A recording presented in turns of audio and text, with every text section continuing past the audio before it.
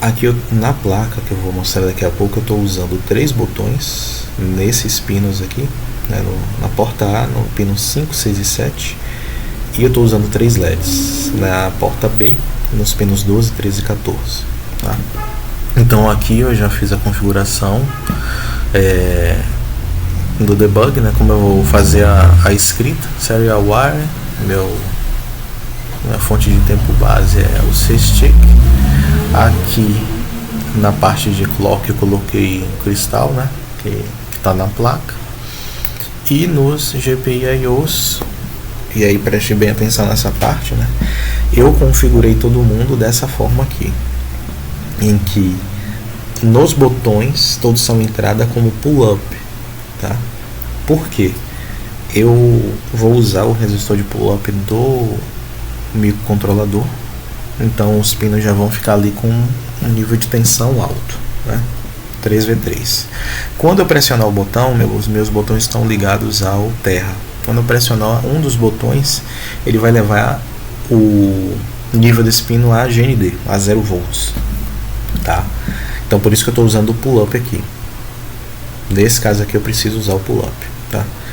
E os LEDs, como a gente já faz, né, sempre iniciando em nível baixo para eles iniciarem desligados, né, como push-pull, para não precisar usar resistor externo.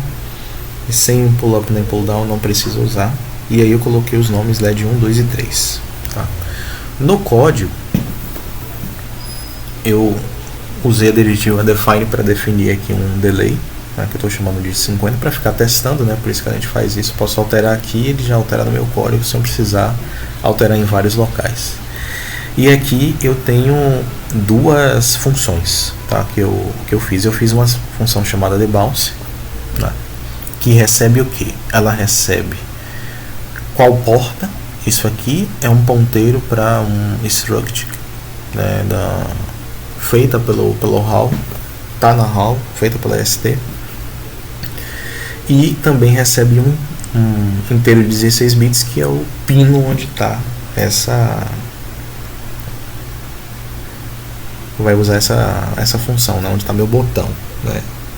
É descrito pela HAL os pinos, como eles têm a porta A e porta B, né, vai de 0 a 15, então eles são descritos em 16 bits, por isso que eu uso um inteiro de 16 bits sem sinal aqui. Eu também fiz uma outra função chamada LED, que vai receber também uma porta, um pino, só que aqui eu também preciso dizer qual o estado do pino, né? Se vai ser 0 ou 1, se vai ser falso ou verdadeiro, se vai ser VCC ou GND, se vai ser set ou reset, né? Como eu vou usar aqui no código, set ou reset. Então vamos pular logo para a função aqui onde eu fiz, tá? Na função debounce, e essa é a parte que pode confundir, tá, que eu estou descrevendo. O que eu estou fazendo aqui? Por que eu preciso de fazer essa função? Eu preciso fazer essa função porque quando eu apertar o botão, né, como o botão não é perfeito, o microcontrolador pode fazer várias leituras, né, inclusive quando eu soltar o botão, né. Imagine que lá dentro do botão é como se fosse uma chapa batendo na outra, né, ela fica vibrando. Então o que ele faz? Ele primeiro pergunta se a leitura desse pino onde está o botão foi igual a 0, e por isso que eu coloquei pull-up, porque meu botão está ligado ao terra, então quando eu aperto o botão ele manda 0 volts, leva o estado do pino a 0 volts.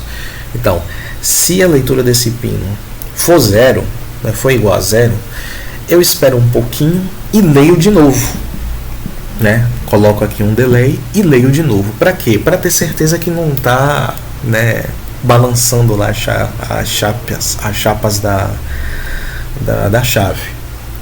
Eu esperei aqui um tempo de 50 milissegundos, né? O tempo que a gente coloca aqui nessa função HAL delay é de sempre milissegundos. Então 50 milissegundos é um tempo razoavelmente bom. Aí eu testo de novo. Se ela ainda continua de fato em 0, é porque eu estou com o botão pressionado, né? Não soltei, ele está lá dentro balançando. Aí ele retorna o valor 0. E aí é a parte onde pode confundir. Retornar o valor zero é só retornar um valor mesmo que eu posso usar depois. Não é que ele vai escrever nessa porta do LED o valor zero, tá?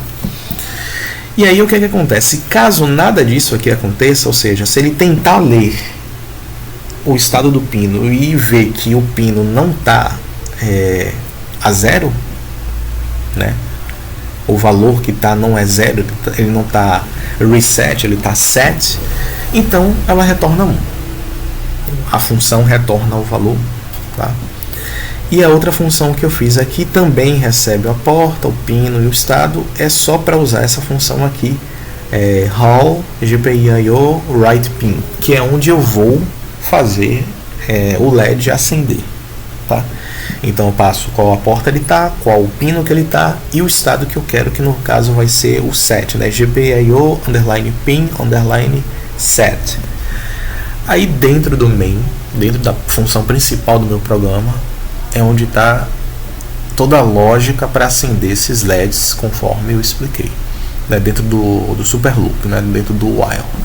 Eu venho e chamo se o código que vai ser executado pelo se só vai ser executado se ele testa a minha condição, que é isso aqui que eu grifei, e essa condição for verdadeira, tá? Enquanto for verdadeiro, e aí pode ser qualquer valor que ele conseguir ler daí, ele executa. Quando for falso, né, quando ele lê um valor zero, ele não executa. Aqui no caso eu não usei as chaves porque é uma linha só, tá? Então eu não preciso usar dessa forma aqui, ó. Abrir aqui e aí depois fechar aqui. Isso não é necessário nesse caso, tá?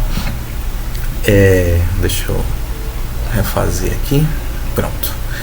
Aí o que ele faz? Se é a função debounce para a porta onde meu botão 1 está, que no caso é voltando aqui, o botão está na porta A, mas como eu dei um alias para ele, né, eu dei um nome para esse pino com a porta, eu posso facilitar minha vida e só chamar botão underline 1 underline GPIO underline port, tá? E observe aqui que ele tem esses números, né, de 16 bits. Porta essa e nesse pino aqui, onde está o meu botão 1, ele faz aquela leitura que está aqui, né? Então ele vai ler o estado daquele botão, ver se está a zero, que é quando eu apertar ele vai a zero, espera um pouquinho e vê se ainda continua a zero. Se isso acontecer, ele retorna a zero.